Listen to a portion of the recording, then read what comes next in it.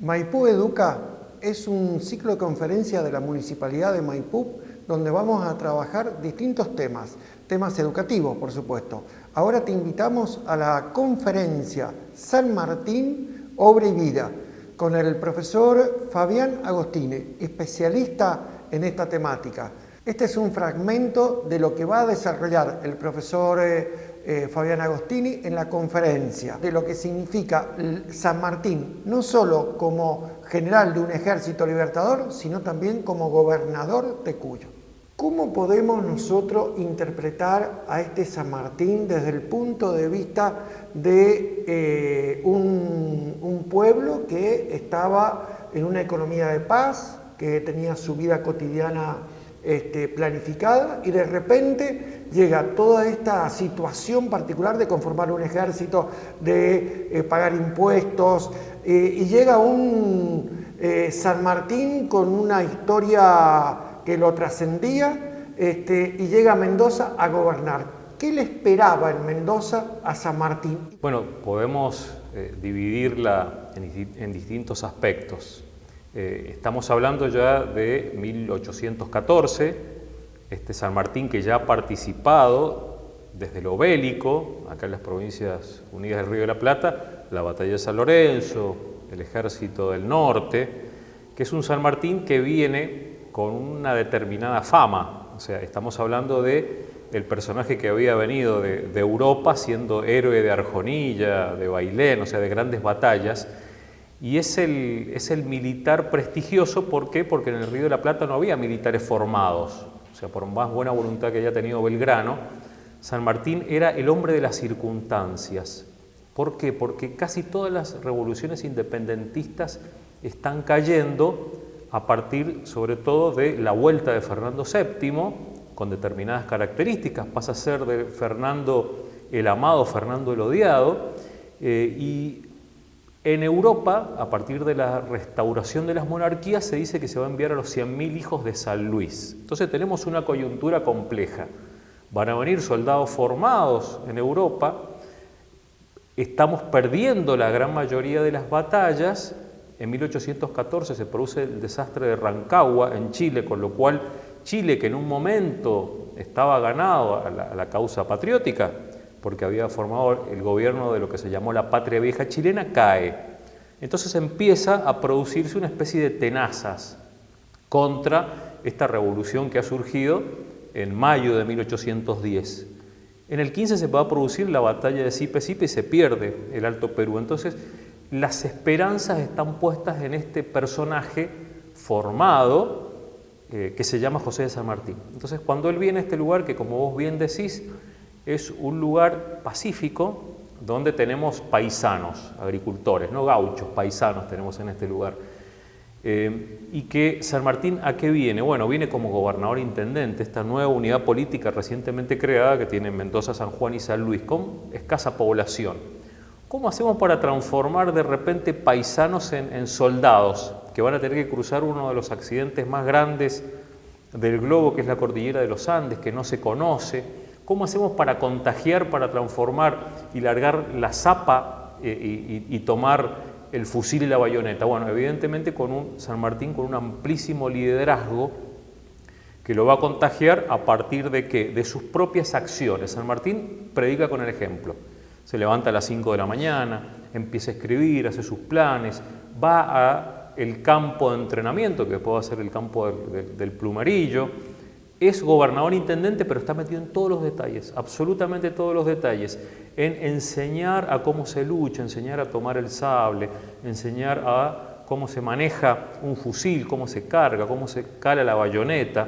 ¿Qué hace él? Tiene un efecto pedagógico importante incluso en el arte de la guerra. Él enseña a la oficialidad cómo utilizar esas armas para que después ellos repliquen. Y dice que San Martín no dejaba pasar a la elección siguiente si no estaba bien aprendida la anterior. Entonces, por un lado, él está preocupado, como decías vos en la introducción, por formar este ejército. Ahora, para formar un ejército es una tarea muy compleja. Estamos hablando de 5.000 soldados en pie de guerra, para lo cual hay que sacarlos de sus actividades, hay que darles de comer, hay que vestirlos, hay que entrenarlos. Y todo eso implica que todo un movimiento tremendo de organización, de logística, de táctica. Entonces San Martín está en todos los detalles y empieza a ver cómo va primero a alimentar a esos soldados. ¿Qué va a tener que hacer? Bueno, utilizar este recurso magnífico que teníamos en Mendoza, heredado de los huarpes, que son las acequias y los canales. Entonces aumenta la cantidad de tierras irrigadas. ¿Para qué? Para obtener una mayor producción agrícola y poder alimentar a la tropa. Entonces tenemos por un lado eso. Entonces, ¿cómo hacemos para esa producción agrícola ganadera? Bueno, tenemos que utilizar los terrenos. ¿Y qué hace? Bueno, a cada propietario le dice, bueno, tenés un lápiz, tenés un papel y vas a hacer con tu trazo y vas a explicar qué cantidad de terrenos tenés. Surge el primer catastro. San Martín hace el primer catastro. Otro de los elementos que dice, bueno, tenemos que vestir a la tropa. ¿Cómo vestimos a la tropa?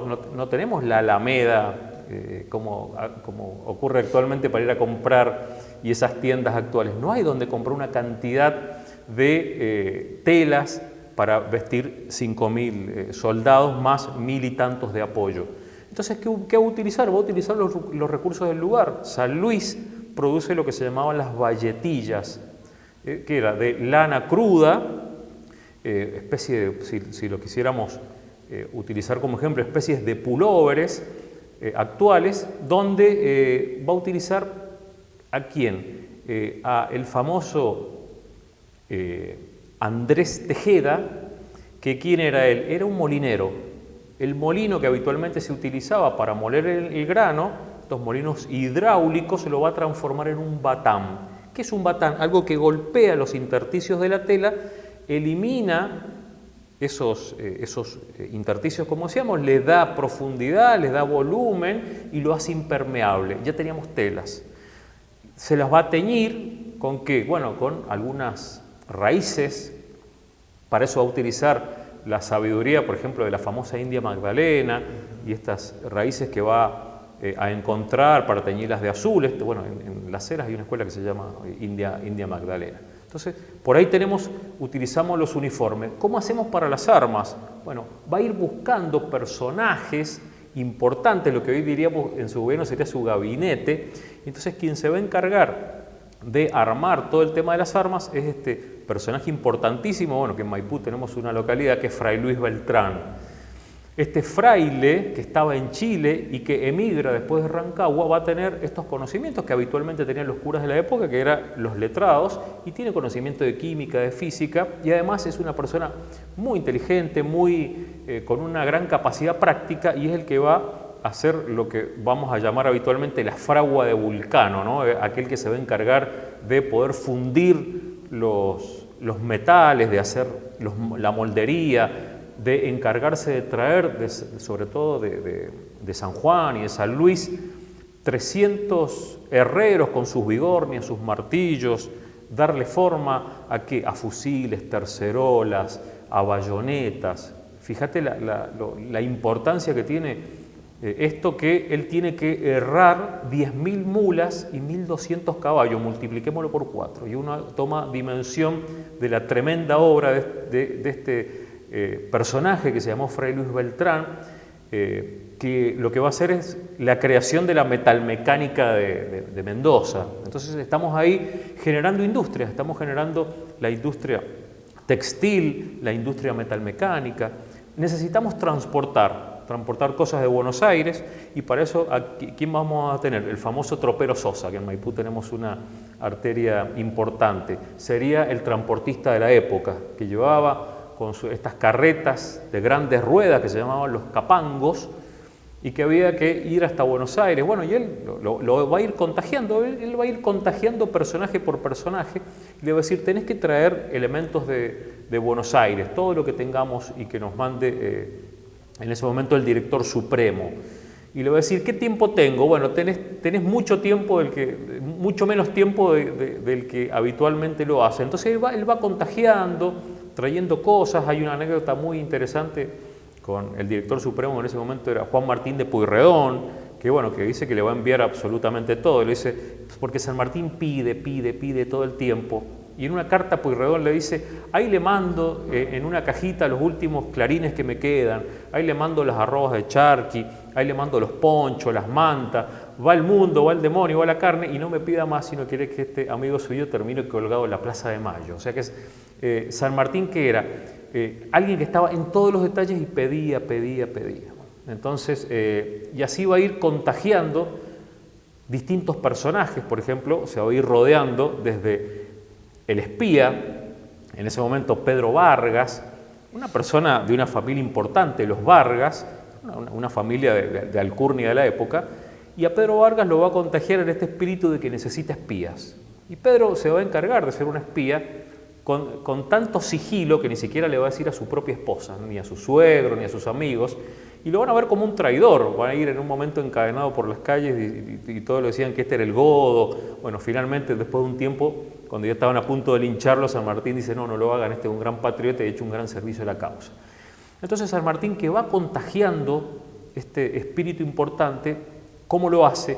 A partir del liderazgo, de un liderazgo ético y efectivo. San Martín, cuando él viene llegando acá a Maipú, ese 7 de septiembre, que entra por el carril de Barriales, ya le están diciendo, esta es la casa que le ha destinado el cabildo. No, yo me he alquilado la mía, y el sueldo mío a la mitad.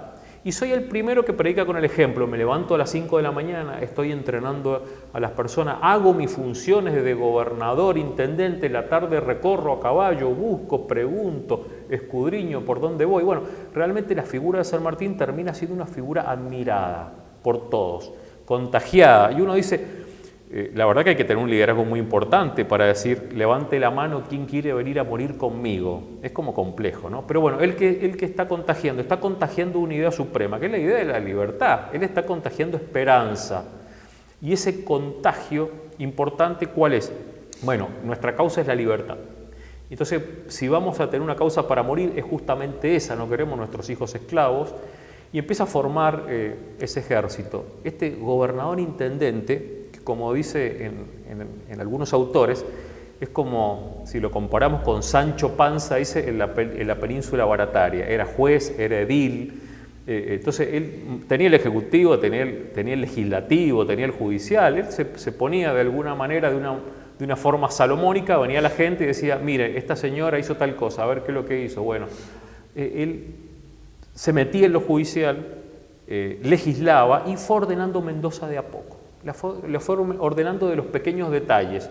Entonces uno dice, esa Mendoza del momento, árida, donde empezaba a asomar tímidamente con una alameda que hacía 1808, Juan Francisco Cobo trae el álamo. Entonces en ese momento los alamitos eran unos árboles que recién venían asomando. Bueno, y la gente venía al galope habitualmente, levantando el polvo, ataba a los álamos y dice, no, en este momento nadie más al galope, vamos a colocar los elementos para atar el caballo y no se puede atar más al álamo, propicia que las casas se blanqueen, extiende la alameda, hace unas glorietas. Bueno, lo que está buscando es el orden de la ciudad. Nadie más se acuesta después de las 10 de la noche, se cierran las pulperías.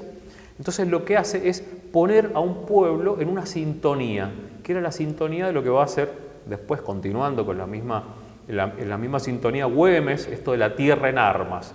Todos vamos a colaborar, y empieza a reclutar soldados que van desde los 15 hasta los 50. Hoy se nos pone la piel de gallina pensar que nuestros hijos de 15 años puedan estar. Pero bueno, era algo que ocurría habitualmente desde la antigüedad, ¿no? Los soldados eran los jóvenes que ya estaban en condiciones de empuñar un arma. Para eso había que tener un importante liderazgo. Entonces San Martín ejecuta de manera ordenada, sistemática, todos los elementos para formar ese ejército. En la salud, ¿qué hace? Viene una epidemia muy fuerte de viruela, y entonces dice, lo primero que tengo que tener es la población sana. Ahora, anda, vacunate en ese momento. Nadie quería, habitualmente a nadie nos gusta que nos pinchen, ¿no? Entonces, ¿qué utiliza? Utiliza a los sacerdotes del momento, que son los que predican. Estamos hablando de un momento de la historia donde la gente tenía características mucho más religiosas que ahora. Entonces los sacerdotes tenían un gran predicamento, y entonces los domingos decían, hay que vacunarse, y había que vacunar a los criollos, había que vacunar a los pueblos de la época, y entonces, bueno, va a utilizar a médicos importantes, y hace todo un sistema de vacunación. Entonces, impuestos, vacunación, propicia la minería, propicia la industria. Realmente San Martín hace de Mendoza un antes y un después. Mendoza, San Juan y San Luis no van a hacer lo mismo antes y después que San Martín. Y un contagio importante a quién, los mencionaste vos recién, Vicente Dupuy de San Luis, Ignacio de la Rosa de San Juan. Hay un poeta puntano que se llama Esteban Agüero, que hay un poema muy lindo que se llama Digo el llamado, que es muy lindo, hay que invitar a que lo lean, porque dice, una parte dice, de Mendoza llegaban los mensajes de dura y militar urgencia. El general San Martín necesita que acudan los cuyanos al mensaje de libertad que les envía América. Dice, y empieza como a pedir, dice, necesito que me envíen las rejas, necesito que me envíen las cebollas para la puna de la cordillera, necesito, bueno, San Martín pide, se levanta a las 5 de la mañana, escribe, le pido a Usía, que significa usted su señoría, que me envíe todas las cebollas que tiene, que me envíe la piedra pómez que tiene, era para para la pólvora. Así que San Martín organiza, contagia un liderazgo ético efectivo en orden a esto que iba a ser la gran causa libertadora, cruzar uno de los accidentes más grandes del globo sin mapas, sin el GPS actual, y llegar a librar las batallas de Chacabuco y de Maipú, esta gloriosa batalla que nos dio la libertad, consolida la independencia de la Argentina y consolida la independencia de Chile, y a partir de ahí poder avanzar hacia el Perú. Esto y mucho más vamos a compartir con el profesor Fabián Agostini en la conferencia San Martín, Obra y Vida. Los esperamos el día miércoles 16 de agosto a las 18:40 comienza la acreditación, a las 19 comenzamos con la conferencia en el auditorio Marciano Cantero de Maipú.